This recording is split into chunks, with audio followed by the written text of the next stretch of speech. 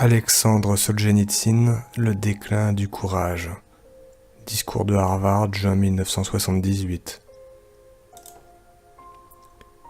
Je suis heureux d'avoir la possibilité de saluer la 327e promotion de la très ancienne université d'Harvard et je félicite de grand cœur tous les étudiants qui reçoivent aujourd'hui leur diplôme. La devise de votre université est « Veritas ».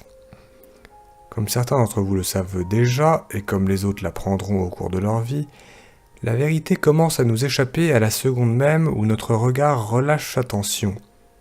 Elle nous échappe en nous laissant l'illusion que nous continuons à la suivre. De très nombreuses dissensions viennent de là. Et il faut savoir aussi que la vérité est rarement douce au palais, elle est presque toujours amère. Ce goût amer, mon discours d'aujourd'hui ne pourra éviter de l'avoir. Mais ce n'est pas un adversaire, c'est un ami que je vais vous parler. Il y a 3 ans, me trouvant aux États-Unis, j'ai dit ainsi des choses qu'on a repoussées, qu'on a refusées, mais que beaucoup de gens admettent aujourd'hui.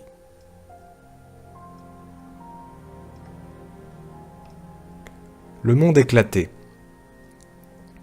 L'éclatement de notre monde, même un regard hâtif le saisit. N'importe lequel de nos contemporains distingue aisément dans le monde 2 forces capables de s'anéantir mutuellement. Mais souvent, on s'en tient à cette représentation politique, tout en nourrissant l'illusion que le danger peut être conjuré grâce à des pourparlers diplomatiques ou grâce à l'équilibre des forces armées. Or, en fait, le monde est creusé de failles plus profondes, plus larges et plus nombreuses qu'on ne le croit au premier regard. Et cet éclatement profond et multiforme est pour nous, sous des formes multiples, un risque de mort. Selon cette vérité ancienne que tout royaume divisé contre lui-même, aujourd'hui notre terre, périra.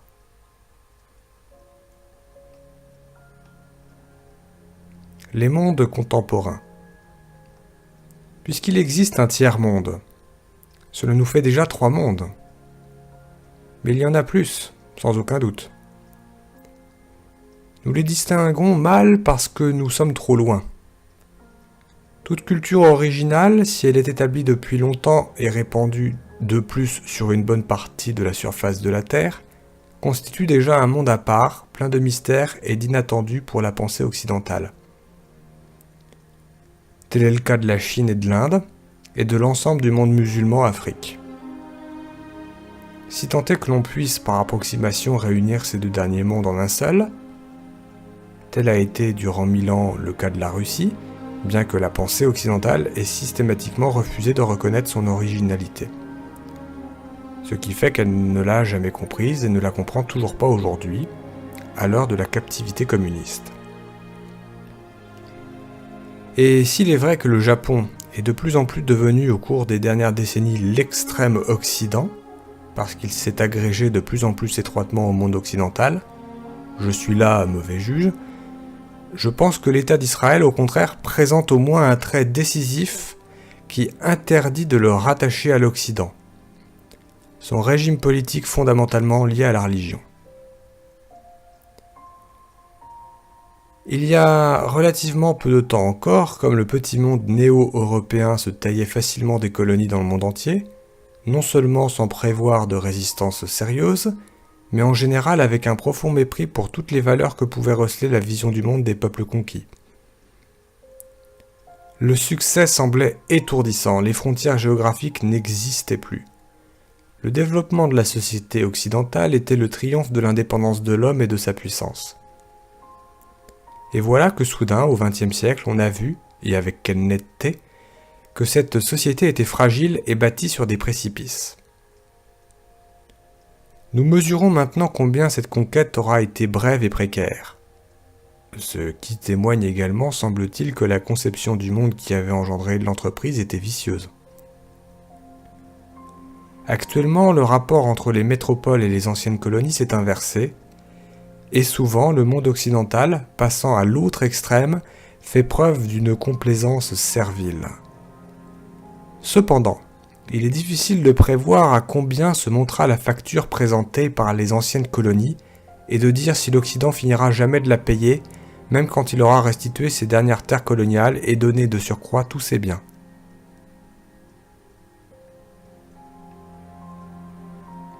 La convergence. Un aveuglement persistant, le sentiment d'une supériorité illusoire, entretient l'idée que tous les pays de grande étendue existant sur notre planète doivent suivre un développement qui les mènera jusqu'à l'état des systèmes occidentaux actuels, théoriquement les meilleurs, pratiquement les plus attrayants.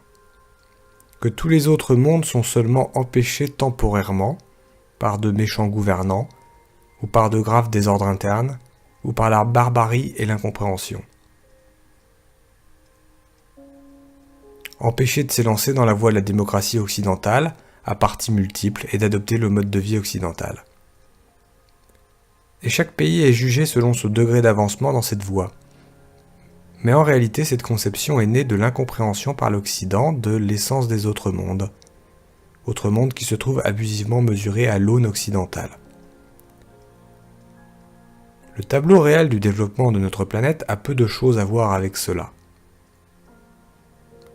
Le malaise qu'on ressent devant l'éclatement du monde a également donné le jour à la théorie de la convergence entre l'Occident, plus avancé, et l'Union soviétique, construction flatteuse qui oublie seulement que le développement de chacun de ces deux mondes ne les conduit absolument pas vers une fusion, et que l'on ne saurait même transformer l'un sur le modèle de l'autre sans employer la violence. À cela s'ajoute que la convergence implique obligatoirement que chacun des deux pays adopte aussi les vices de l'autre, ce qui n'aurait guère d'avantage pour personne. Si c'était dans mon pays que je prononçais aujourd'hui ce discours, j'aurais choisi de concentrer mon attention dans ce schéma général de l'éclatement du monde sur les malheurs de l'Orient. Mais puisque depuis 4 ans je suis contraint de vivre ici et que j'ai devant moi un auditoire occidental, il sera plus utile que je présente, tel que je les vois, quelques traits de l'Occident contemporain.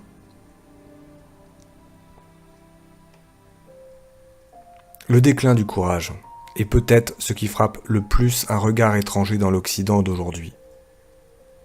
Le courage civique a déserté non seulement le monde occidental dans son ensemble, mais même chacun des pays qu'il compose, chacun de ses gouvernements, chacun de ses partis, ainsi que bien entendu l'Organisation des Nations Unies. Ce déclin du courage est particulièrement sensible dans la couche dirigeante et dans la couche intellectuelle dominante, d'où l'impression que le courage a déserté la société tout entière. Bien sûr, il y a encore beaucoup de courage individuel, mais ce ne sont pas ces gens-là qui donnent sa direction à la vie de la société. Les fonctionnaires politiques et intellectuels manifestent ce déclin, cette faiblesse, cette irrésolution dans leurs actes, dans leurs discours, et plus encore dans les considérations théoriques qu'ils fournissent complaisamment pour prouver que cette manière d'agir, qui fonde la politique d'un État sur la lâcheté et la servilité, est pragmatique, rationnelle et justifiée, à quelque hauteur intellectuelle et même morale qu'on se place.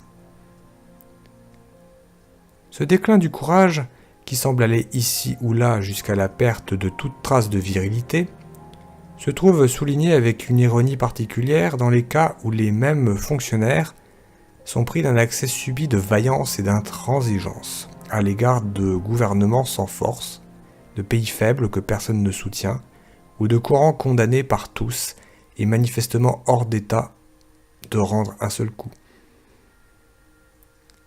Alors que leur langue sèche et que leurs mains se paralysent face aux gouvernements puissants et aux forces menaçantes, face aux agresseurs et à l'international de la terreur, faut-il rappeler que le déclin du courage a toujours été considéré comme le signe avant-coureur de la fin.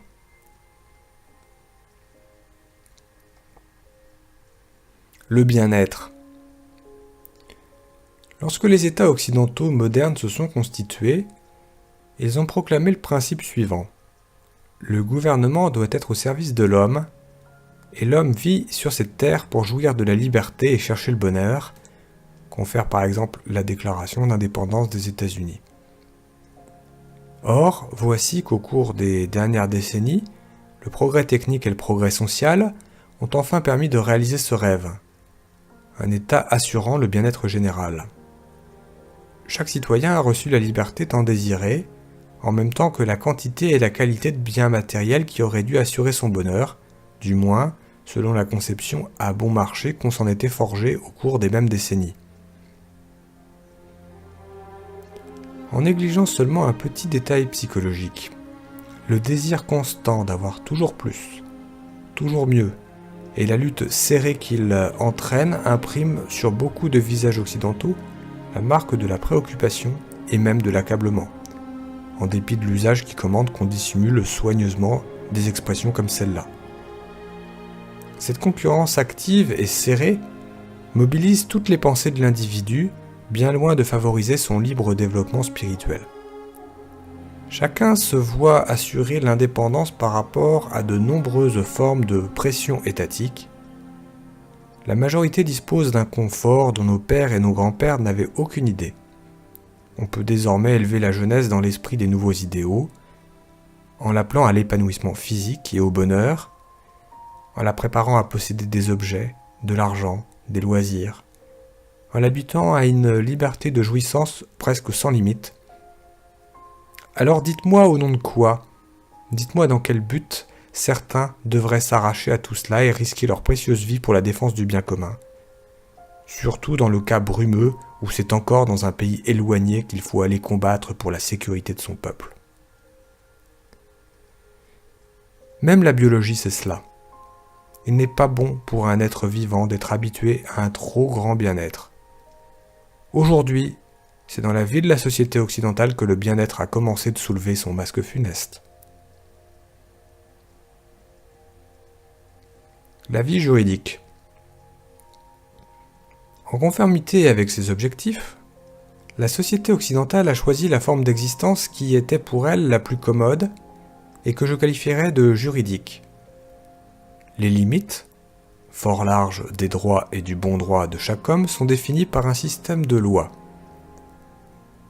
À force de s'y tenir, de s'y mouvoir et d'y louvoyer, les Occidentaux ont acquis une bonne dose de savoir-faire et d'endurance juridique. Mais les lois sont si complexes qu'un simple citoyen est incapable de s'y reconnaître sans l'aide d'un spécialiste. Tout conflit reçoit une solution juridique, et c'est là la sanction suprême. Si un homme se trouve juridiquement dans son droit, on ne saurait lui demander plus. Allez donc lui dire après cela qu'il n'a pas entièrement raison. Allez lui conseiller de limiter lui-même ses exigences et de renoncer à ce qui lui revient de droit. Allez lui demander de consentir à un sacrifice ou de courir un risque gratuit. Vous aurez l'air complètement idiot. L'autolimitation librement consentie est une chose qu'on ne voit presque jamais. Tout le monde pratique l'auto-expansion jusqu'à ce que les cadres juridiques commencent à émettre de petits craquements. Juridiquement, les compagnies pétrolières sont sans reproche lorsqu'elles achètent le brevet d'invention d'une nouvelle forme d'énergie afin de pouvoir l'étouffer. Juridiquement sans reproche, ceux qui empoisonnent les produits alimentaires afin de prolonger leur durée de conservation. Le public reste toujours libre de ne pas acheter. Moi qui ai passé toute ma vie sous le communisme, j'affirme qu'une société où il n'existe pas de balance juridique impartiale est une chose horrible. Mais une société qui ne possède en tout et pour tout qu'une balance juridique n'est pas, elle non plus, vraiment digne de l'homme. Une société qui s'est installée sur le terrain de la loi, sans vouloir aller plus haut, n'utilise que faiblement les facultés les plus élevées de l'homme. Le droit est trop froid et trop formel pour exercer sur la société une influence bénéfique. Lorsque toute la vie est pénétrée de rapports juridiques, il se crée une atmosphère de médiocrité morale qui asphyxie les meilleurs élans de l'homme.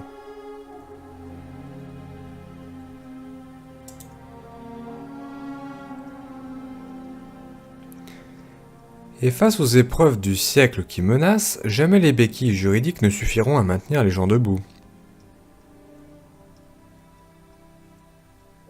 La liberté de faire quoi ? On constate dans la société occidentale d'aujourd'hui un déséquilibre entre la liberté de bien faire et la liberté de mal faire.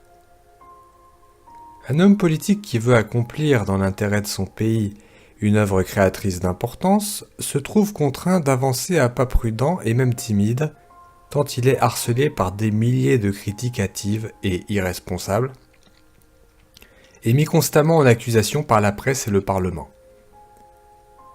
Il doit justifier chacun de ses pas et en démontrer la rectitude absolue.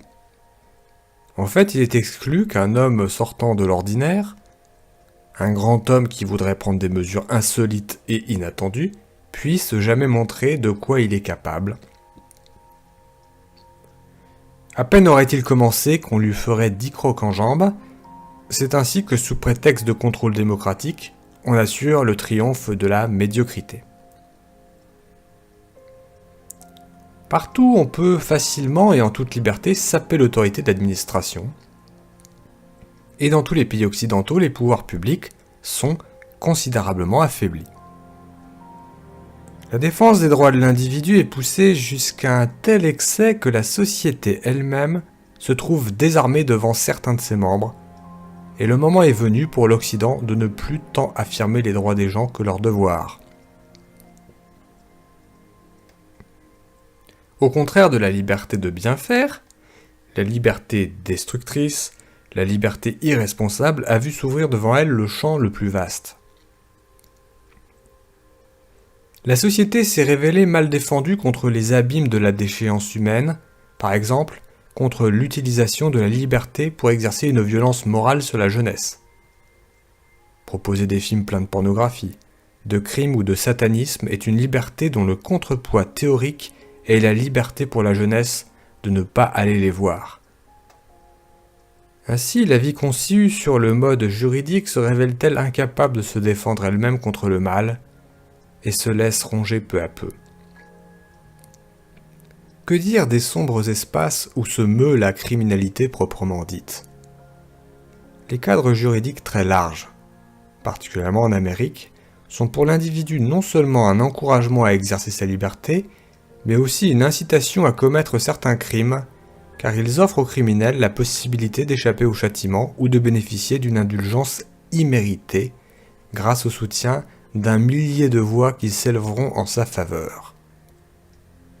Et quand, dans un pays, les pouvoirs publics entreprennent de déraciner vigoureusement le terrorisme, l'opinion les accuse aussitôt de piétiner les droits civiques des bandits.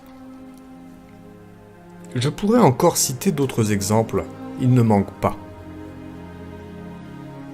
La liberté n'a pas dévié ainsi vers le mal d'un seul coup. L'évolution s'est faite progressivement, mais il semble qu'elle eut pour point de départ la bienveillante conception humaniste selon laquelle l'homme, maître du monde, ne porte en lui aucun germe de mal, et tout ce que notre existence offre de vicié est simplement le fruit de systèmes sociaux erronés qu'il importe d'amender. Tiens, comme c'est bizarre. L'Occident, où les conditions sociales sont les meilleures, a une criminalité indiscutablement élevée et nettement plus forte que la société soviétique avec toute sa misère et son absence de loi. Il y a chez nous, dans les camps, une énorme quantité de détenus qui portent le nom de droit commun, mais dans leur écrasante majorité ce ne sont pas des criminels, ce sont des gens qui ont essayé de se défendre par des moyens non juridiques contre un État sans loi. Une presse pour dire quoi ? La presse, j'emploie le mot presse pour désigner tous les masses médias, jouit naturellement elle aussi de la liberté la plus grande. Mais comment en use-t-elle ? Nous le savons déjà, en se gardant bien de transgresser les cadres juridiques mais sans aucune vraie responsabilité morale si elle dénature les faits et déforme les proportions. Le journaliste et son journal sont-ils vraiment responsables devant leurs lecteurs ou devant l'histoire ? Quand il leur est arrivé, en donnant une information fausse ou des conclusions erronées, d'induire en erreur l'opinion publique ou même de faire un faux pas à l'État tout entier, les a-t-on jamais vus l'un ou l'autre battre publiquement leur coulpe ?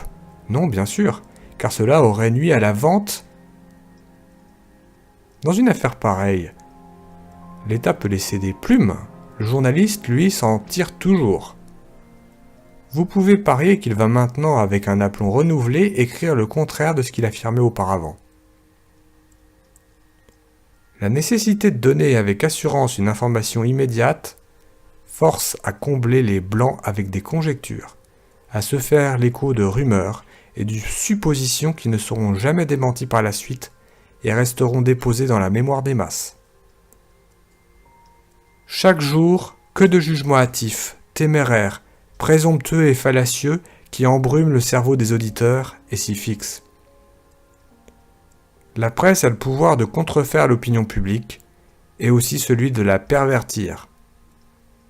La voici qui couronne les terroristes des lauriers d'Hérostrate. La voici qui dévoile jusqu'aux secrets défensifs de son pays. La voici qui viole impudemment la vie privée des célébrités au cri de « Tout le monde a le droit de tout savoir !» Slogan mensonger pour un siècle de mensonges, car bien au-dessus de ce droit, il y en a un autre, perdu aujourd'hui, le droit qu'a l'homme de ne pas savoir, de ne pas encombrer son âme créée par Dieu avec des ragots, des bavardages, des futilités. Les gens qui travaillent vraiment, et dont la vie est bien remplie, n'ont aucun besoin de ce flot pléthorique d'informations abrutissantes. La presse est le lieu privilégié où se manifeste cette hâte et cette superficialité qui sont à la maladie mentale du XXe siècle. Aller au cœur des problèmes lui est contre-indiqué. Cela n'est pas dans sa nature, elle ne retient que les formules à sensation. Et avec tout cela, la presse est devenue la force la plus importante des États occidentaux. Elle dépasse en puissance les pouvoirs exécutifs, législatifs et judiciaires.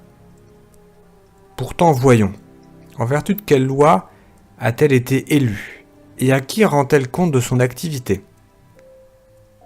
Si dans l'État communiste un journaliste est ouvertement nommé comme tout fonctionnaire, quels sont les électeurs de qui les journalistes occidentaux tiennent leur position prépondérante ? Pour combien de temps l'occupent-ils et de quel pouvoir sont-ils investis ? Enfin, encore un trait inattendu pour un homme venu de l'Est totalitaire, où la presse est strictement unifiée. Si on prend la presse occidentale dans son ensemble, on y observe également des sympathies dirigées en gros du même côté, celui où souffle le vent du siècle. Des jugements maintenus dans certaines limites acceptées par tous. Peut-être aussi des intérêts corporatifs communs. Et tout cela a pour résultat non pas la concurrence, mais une certaine unification. La liberté sans frein, c'est pour la presse elle-même, ce n'est pas pour les lecteurs. Une opinion ne sera présentée avec un peu de relief et de résonance que si elle n'est pas trop en contradiction avec les idées propres du journal et avec cette tendance générale de la presse.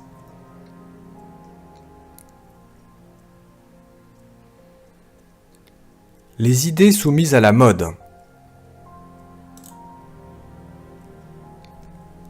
L'Occident, qui ne possède pas de censure, opère pourtant une sélection pointilleuse en séparant les idées à la mode de celles qui ne le sont pas.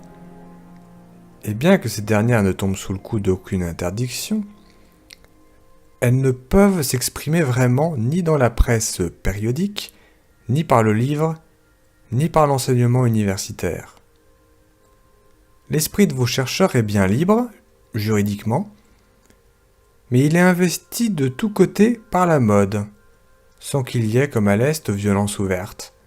Cette sélection opérée par la mode, ce besoin de tout conformer à des modèles standards, empêche les penseurs les plus originaux d'apporter leur contribution à la vie publique et provoque l'apparition d'un dangereux esprit grégaire qui fait obstacle à un développement digne de ce nom. Depuis que je suis en Amérique, j'ai reçu des lettres de gens remarquablement intelligents, tel ce professeur de collège perdu au fond d'une province, qui pourrait faire beaucoup pour rajeunir et sauver son pays, mais que l'Amérique ne peut pas entendre parce que les médias refusent de s'intéresser à lui. C'est ainsi que les préjugés s'enracinent dans les masses. C'est ainsi qu'un pays devient aveugle, infirmité si dangereuse dans notre siècle dynamique. Voyez par exemple cette illusion qu'ont les gens de comprendre la situation actuelle du monde. Elle forme autour des têtes une carapace si dure qu'aucune des voies qui nous parviennent de 17 pays d'Europe de l'Est et d'Asie orientale n'arrive à la traverser, en attendant que l'inévitable matraque des événements la fasse voler en éclats. J'ai énuméré un certain nombre de traits de la vie occidentale qui frappent le nouveau venu.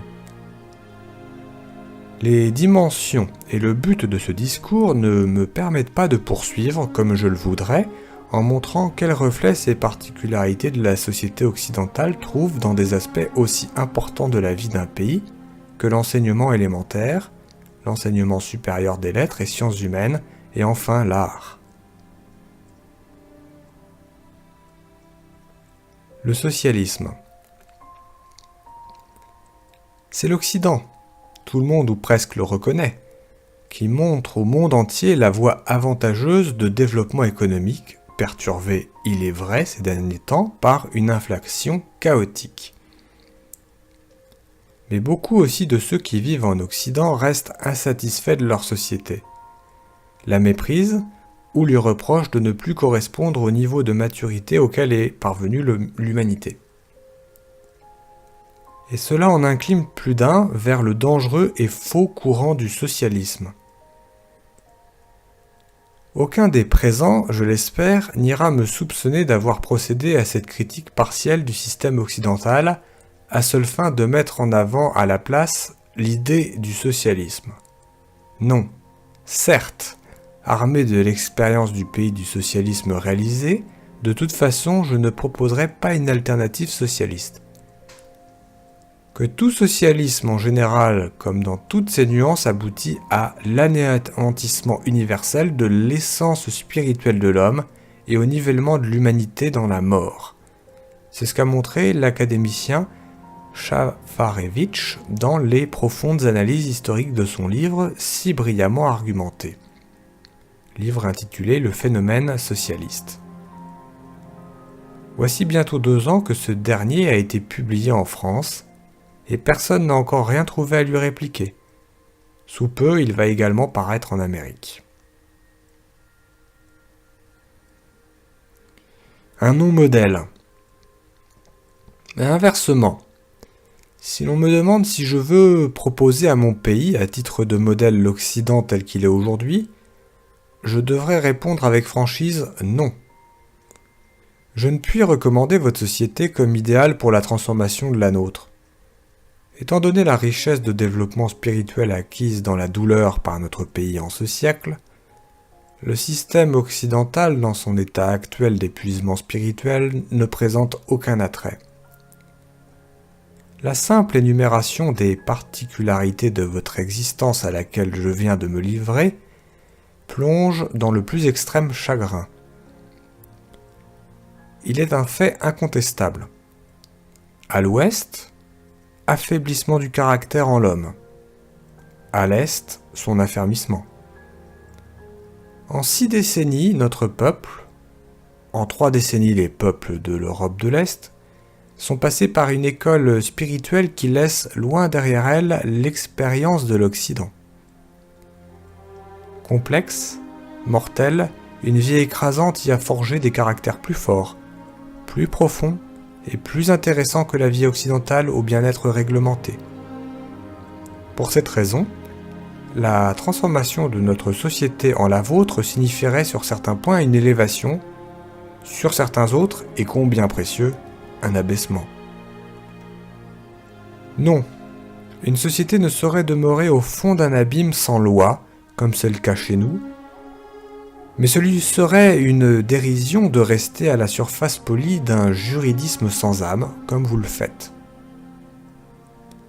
Une âme humaine accablée par plusieurs dizaines d'années de violence aspire à quelque chose de plus haut, de plus chaud, de plus pur que ce que peut être aujourd'hui lui proposer l'existence de masse en Occident que viennent annoncer, telle une carte de visite, l'écœurante pression de la publicité, l'abrutissement de la télévision et une musique insupportable.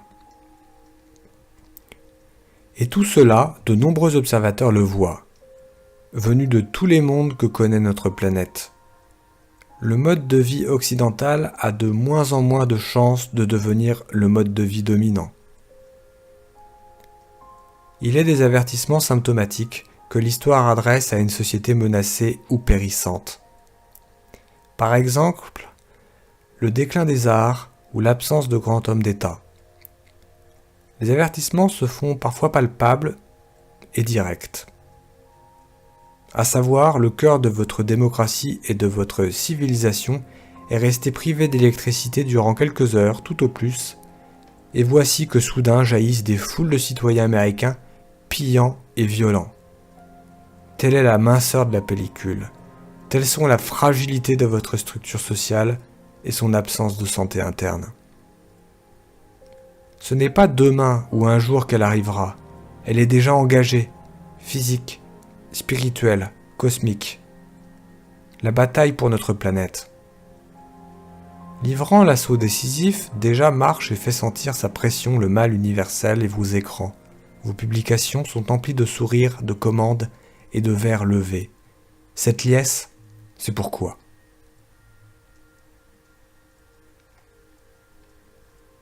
Myopie. Tous vos hommes d'État les plus en vue, tel George Kennan, l'affirment. Une fois entrés dans le domaine de la grande politique, nous ne pouvons plus faire jouer les facteurs moraux. Eh bien voilà, c'est justement cela, cette confusion du bien et du mal, du bon droit et du tort, qui prépare le mieux le terrain pour le triomphe absolu du mal absolu dans le monde. Contre la stratégie mondiale bien conçue du communisme, ne peuvent venir en aide à l'Occident que les seuls facteurs moraux. Il n'en est point d'autres. Quant aux considérations conjoncturelles, quelles qu'elles soient, elles ne tiendront jamais le coup devant cette stratégie. À partir d'un certain niveau de problème, la pensée juridique pétrifie. Elle empêche de voir les dimensions et le sens des événements. En dépit, ou bien dans une certaine mesure en raison, précisément de la multiplicité de l'information, le monde occidental s'oriente fort mal dans la réalité actuelle. Ce fut le cas des prédictions, dignes d'être montrées en anecdote, de certains experts américains annonçant que l'Union soviétique allait trouver dans l'Angola son Vietnam, ou bien que la meilleure façon de modérer l'impudence des équipées africaines de Cuba serait de faire la cour à ce pays. C'est aussi le cas des conseils adressés par Kennan à son propre pays d'avoir à procéder à un désarmement unilatéral. Ah, si vous saviez comme il se rit de vos sages en politique, les conseillers les plus genauds de la place vieille. Quant à Fidel Castro, il tient ouvertement les États-Unis pour quantité négligeable, lui qui ose, un voisin tout proche, lancer ses troupes dans des aventures lointaines. Mais la bévue la plus cruelle a été commise en rapport avec l'incompréhension de la guerre du Vietnam. Les uns voulaient sincèrement la cessation la plus rapide possible de toute guerre. D'autres s'étaient mis en tête qu'il fallait donner libre cours à l'autodétermination nationale ou communiste du Vietnam, ou bien du Cambodge, comme la chose apparaît aujourd'hui avec une netteté particulière. Et il se trouve que, en fait, les membres du mouvement pacifiste américain ont contribué à livrer les peuples de l'Extrême-Orient, se sont fait les complices du génocide et des souffrances qui secouent là-bas 30 millions d'hommes. Mais ces gémissements, les entendent-ils à présent, les pacifistes par principe? Ont-ils conscience aujourd'hui de la responsabilité? Ou bien préfèrent-ils ne pas les entendre? Les nerfs de l'intelligentsia américaine ont lâché. Résultat, la menace s'est fortement rapprochée des États-Unis eux-mêmes. Mais on n'a pas conscience de cela. Votre homme politique à courte vue qui a signé en toute hâte l'acte de capitulation du Vietnam a permis à l'Amérique de se redresser, le temps, pourrait-on croire, d'un répit insouciant. Mais voici que déjà est en train de grandir sous vos yeux un centuple Vietnam. Le petit Vietnam vous avait été envoyé à titre d'avertissement et comme occasion de mobiliser votre courage. Mais si la toute-puissante Amérique s'est vue infliger une défaite pleine et entière par un petit demi-pays communiste, sur quelle force de résistance peut bien compter l'Occident dans l'avenir ? J'ai déjà eu l'occasion de dire que la démocratie occidentale n'a pas gagné une seule grande guerre au XXe siècle de façon autonome. Chaque fois, elle s'est fait protéger par un puissant allié continental, sans trouver à redire à sa conception du monde.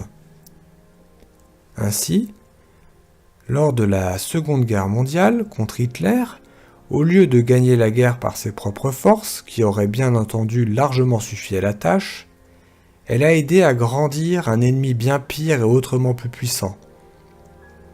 Car Hitler n'aurait jamais eu autant de ressources, d'hommes, d'idées chocs, de partisans à lui dans le monde occidental, une cinquième colonne, que n'en a eu l'Union soviétique. Et aujourd'hui, voici que déjà se font entendre d'autres voix en Occident. En cas de nouveau conflit mondial, ne pourrait-on pas se protéger de la force par une force étrangère, se faire une barrière de la Chine ? Pourtant, je ne souhaite pareille issue à personne au monde. Pour ne rien dire du fait que ce serait là une nouvelle alliance fatale avec le mal, l'Amérique n'en retirerait qu'un sursis, mais ensuite, lorsque la Chine avec son milliard d'hommes se retournerait contre elle armée d'armes américaines, c'est l'Amérique elle-même qui se trouverait alors livrée au génocide que connaît le Cambodge aujourd'hui. La perte de la volonté. Mais aucun armement, si grand soit-il, ne viendra en aide à l'Occident tant que celui-ci n'aura pas surmonté sa perte de volonté. Lorsqu'on est affaibli spirituellement, cet armement devient lui-même un fardeau pour le capitulard. Pour se défendre, il faut être prêt à mourir, et cela n'existe qu'en petite quantité au sein d'une société élevée dans le culte du bien-être terrestre. Et il ne reste plus alors que concession, sursis et trahison. À Belgrade, la honte, les diplomates occidentaux ont cédé en toute liberté dans leur faiblesse les positions sur lesquelles les membres subjugués des groupes d'Helsinki donnent en ce moment leur vie. La pensée occidentale est devenue conservatrice. Pourvu seulement que le monde demeure tel qu'il est, pourvu seulement que rien ne change. Le rêve débilitant du statu quo est le signe d'une société parvenue au bout de son évolution. Mais il faut être aveugle pour ne point voir que les océans ont cessé d'appartenir à l'Occident, tandis que la surface continentale qui relève de son obédience n'arrête pas de se contracter. Les deux guerres qu'on appelle mondiales, et qui en étaient encore fort loin, ont consisté en ceci qu'un petit Occident, terre de progrès, s'est lui-même anéanti en lui-même, préparant du même coup sa propre fin. La prochaine guerre, point nécessairement atomique, je n'y crois pas, peut enterrer définitivement la civilisation occidentale. Et face à ce danger, lorsqu'on a derrière soi l'acquis de tant de valeurs historiques avec un tel niveau de liberté et de dévouement apparent à cette liberté, est-il possible de perdre à ce point la volonté de se défendre ? L'humanisme et ses conséquences. Comment en est-on arrivé à la confrontation actuelle si désavantageuse ? Dans sa marche triomphale, comment le monde occidental est-il tombé dans un pareil état d'impuissance ? Son évolution a-t-elle connu des tournants funestes, des pertes de cap ? Il semble bien que non. L'Occident n'a fait que progresser et encore progresser dans une direction sociale déclarée, la main dans la main avec le brillant progrès technique. Et le voici qui se retrouve dans son actuel état de faiblesse. Alors il ne reste plus qu'à chercher l'erreur à la racine même, à la base de la pensée des temps nouveaux. Je veux dire, la conception du monde qui domine en Occident. Conception née nord de la Renaissance, coulée dans les moules politiques à partir de l'ère des Lumières, fondement de toutes les sciences de l'État et de la société. On pourrait l'appeler humanisme rationaliste ou bien autonomie humaniste, qui proclame et réalise l'autonomie humaine par rapport à toute force plaquée au-dessus de lui, ou bien encore et autrement, anthropocentrisme. L'idée de l'homme comme centre de ce qui existe. En soi, évidemment, le tournant de la Renaissance était inéluctable. Le Moyen-Âge avait épuisé ses possibilités, l'écrasement despotique de la nature physique de l'homme au profit de sa nature spirituelle y était devenu insupportable. Mais du coup, nous avons bondi de l'esprit vers la matière, de façon disproportionnée et sans mesure. La conscience humaniste se proclama notre guide, dénia à l'homme l'existence du mal à l'intérieur de lui et ne lui reconnut pas de tâche plus haute que l'acquisition du bonheur terrestre. Et elle plaça à la base de la civilisation occidentale moderne une tendance dangereuse à se prosterner devant l'homme et devant ses besoins matériels. Par-delà le bien-être physique et l'accumulation des biens matériels, toutes les autres particularités, tous les autres besoins de l'homme, plus délicats et plus élevés, restèrent hors de l'attention des constructions étatiques et des systèmes sociaux, comme si l'homme n'avait pas de sens plus élevé à donner à la vie. Ainsi furent abandonnés au mal des courants d'air qui soufflent aujourd'hui librement. À elle seule, la liberté dénudée ne saurait en aucune façon résoudre tous les problèmes de l'existence humaine, et elle en pose une foule de nouveaux. Mais tout de même, dans les premières démocraties, y compris l'américaine à sa naissance, tous les droits n'étaient reconnus à la personne humaine qu'en tant qu'œuvre de Dieu.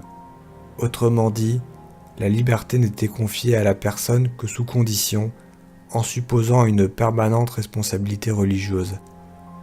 Tel était l'héritage du millénaire précédent.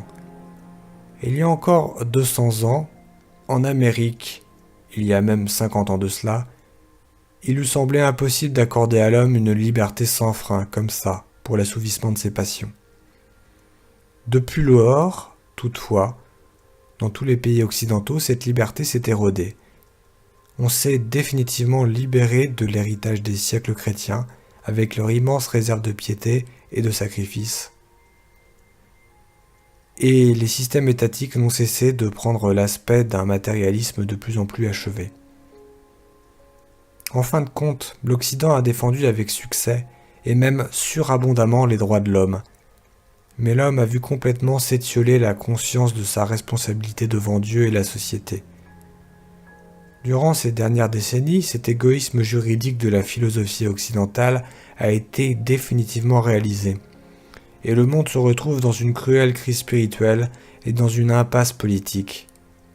Et tous les succès techniques, cosmos compris, du progrès tant célébré, n'ont pas réussi à racheter la misère morale dans laquelle est tombé le XXe siècle et qu'il lui ait été impossible d'imaginer, fût-ce à partir du XIXe.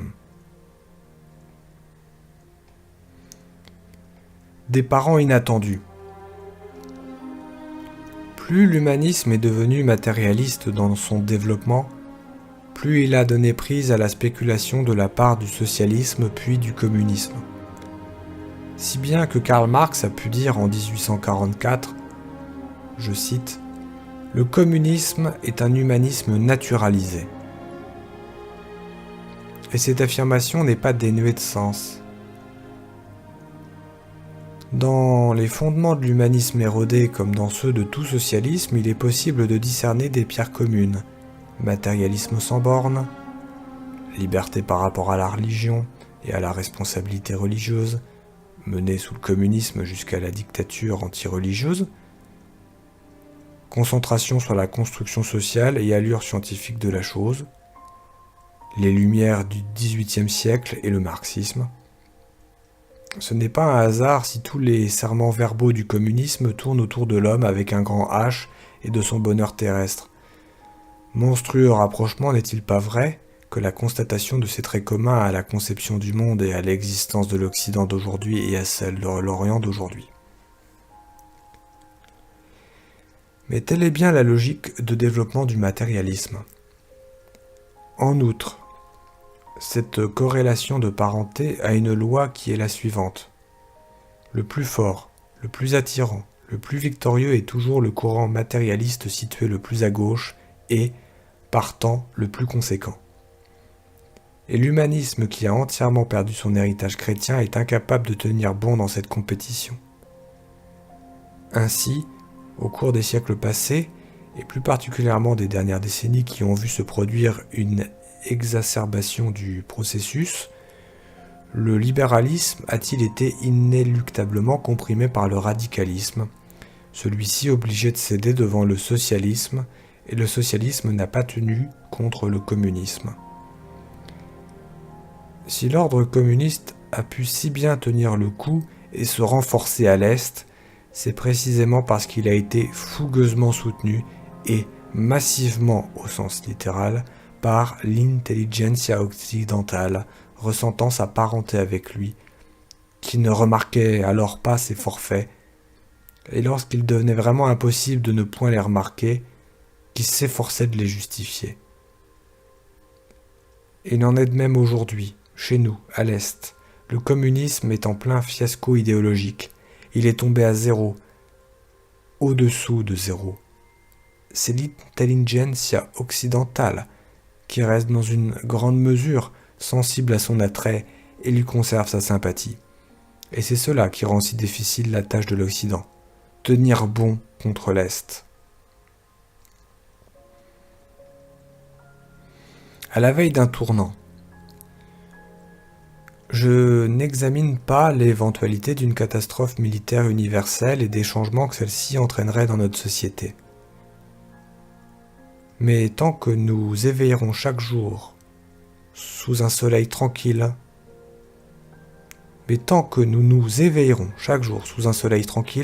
nous sommes tenus de mener notre vie de chaque jour.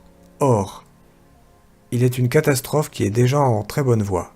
La catastrophe de la conscience humaine anti-religieuse.